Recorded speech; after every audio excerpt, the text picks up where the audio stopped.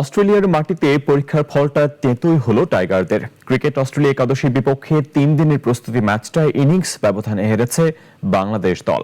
এক তানজিদ ছাড়া দ্বিতীয় ইনিংসে 2 অঙ্কের রানে পৌঁছাতে পারেননি কোনো ব্যাটার। এই হারের হতাশা পেছনে ফেলে ভুল শুধরে মূল ম্যাচে মাঠে নামতে চান বাংলাদেশ কোচ ফিল সিমন্স।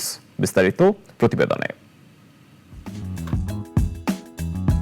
23 বছর পর টেস্ট সিরিজ খেলতে অস্ট্রেলিয়ার মাটিতে বাংলাদেশ দল। মূল টেস্টের আগে একটি প্রস্তুতি ম্যাচে নিজেদের পরীক্ষা করতে মাঠে নেমেছিল টাইগাররা।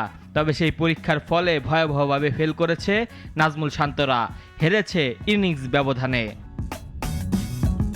ইনিংস ব্যবধানে এই হারের পেছনে মূল দায় ব্যাটারদের। প্রথম ইনিংসে ব্যাটিং ভালো না হলেও মিরাজের সেঞ্চুরিতে পাস মার্ক তুলেছিল টাইগাররা। তবে দ্বিতীয় ইনিংসের ব্যাটিংটিকে ঠিক খারাপ বললেও যেন কম বলা হয়। রীতিমতো ধস, মাত্র 54 রানেই অল আউট। এই হারকে হতাশাজনক বলছেন Bangladesh coach Phil Simmons. Tiger গুরুর কাঠগড়ায় উঠেছে ব্যাটারদের আউট হওয়ার ধরন।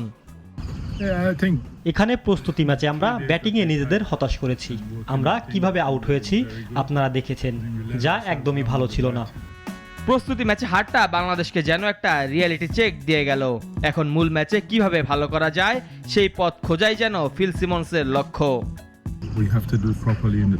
আমাদের হাতে এখনো 3 দিন সময় আছে ভুলগুলো শুধরে নিয়ে মূল ম্যাচে সব ঠিকভাবে করার। আমি বিশ্বাস করি এই 3 দিনে আমরা নিজেদের নিয়ে কাজ করব। আগামী 13 আগস্ট ডারউইনের মারারা ওভালে শুরু হবে বাংলাদেশ অস্ট্রেলিয়া সিরিজের প্রথম টেস্ট। তবে প্রস্তুতি ম্যাচের ফল দেখার পর নিশ্চয়ই সমর্থকেরা আশার বেলুন একটু কমই ফোলাবেন। মেহেদী হাসান মুন্না, নাগরিক।